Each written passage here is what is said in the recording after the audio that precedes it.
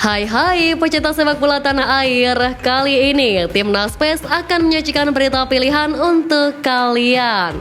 Di antaranya, bukan level AFF lagi, Timnas Indonesia jadi tim terkuat di Piala AFF. Pelatih Malaysia akui kekuatan Timnas era STY. Calon gelandang Timnas hancurkan Manchester United di Liga Inggris. Timnas U23 jadi harapan baru ASEAN di babak playoff Olimpiade. jadi simak terus berita Timnas PES selengkapnya.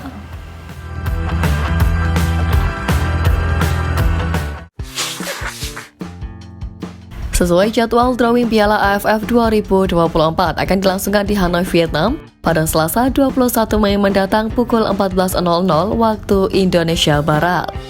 Di tanggal tersebut akan diketahui di mana Timnas Indonesia akan ditempatkan. Sebelum drawing dilakukan, Federasi Sepak Bola Asia Tenggara akan lebih dulu membagi 10 peserta ke dalam 5 plot, yang mana masing-masing potnya berisikan 2 negara. Timnas Indonesia nantinya hanya akan bersua penghuni pot 1, 3, 4, dan juga 5. Timnas Indonesia akan menantang salah satu dari penghuni pot 1 yang ditempati Thailand atau Vietnam. Melihat Timnas Indonesia mampu menggebrak di Piala Asia menjadi bukti bahwa Indonesia telah naik level. Erick Thohir juga mengatakan jika ajang ini hanya untuk melakukan eksperimen. Jadi, tim yang mampu melangkah lebih jauh di Piala Asia menjadikan Timnas Indonesia sebagai tim terkuat melampaui Vietnam dan Thailand. Winger Sabah FC Sadil Ramdhani mengaku bangga dan terharu dengan pencapaian Timnas Indonesia U23 yang berpeluang lolos ke Olimpiade Paris 2024. Timnas Indonesia U23 tampil mengejutkan setelah tampil impresif di Piala Asia U23. Sayang, kejutan Indonesia terhenti usai dikalahkan Uzbekistan di semifinal. Saya merasa bangga, mereka sangat pergi jauh sekali. Saya melihat teman-teman berjuang untuk membela Timnas, kata Sadil dalam wawancara di YouTube Harimau Malaya. Saat ini sudah ada 15 tim negara yang lolos ke Olimpiade Paris dan tersisa 1 slot lagi. Tim pemenang dipastikan tergabung di grup A bersama dengan Prancis, Amerika Serikat, dan juga Selandia Baru. Mantan pelatih Timnas Malaysia Ong Kim Swee menyoroti langkah naturalisasi yang dilakukan oleh Timnas Indonesia. Dirinya pun melihat pemain-pemain naturalisasi skuad Garuda yang main di Eropa bisa memberikan nilai plus untuk Timnas Indonesia.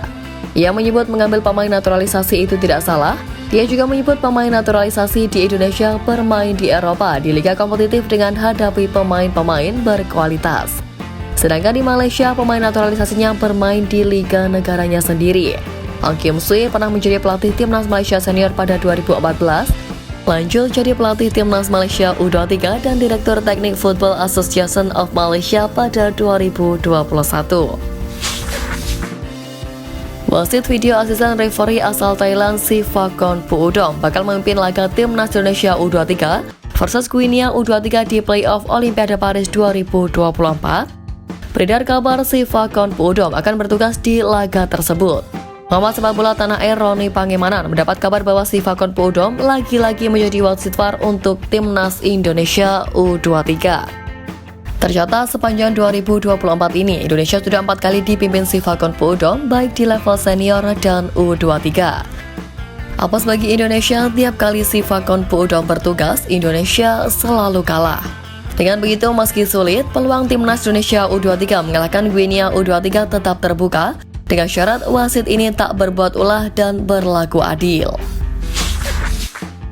Skuad Timnas Indonesia U23 telah tiba di Paris untuk laga playoff Olimpiade 2024 per Minggu 5 Mei kemarin. Namun pelatih Timnas Indonesia U23 Sintayong mengeluhkan beberapa kondisi yang tak serupa seperti saat di Qatar. Pelatih asal Korea Selatan tersebut menjelaskan bila latihan perdana Timnas Indonesia U23 di Qatar didominasi pemulihan saja. Selain kelelahan dan darurat lini pertahanan, Sintayong juga mengeluhkan suhu dingin yang ada di Paris sangat berbeda dari di Qatar yang bisa mencapai 35 derajat Celcius.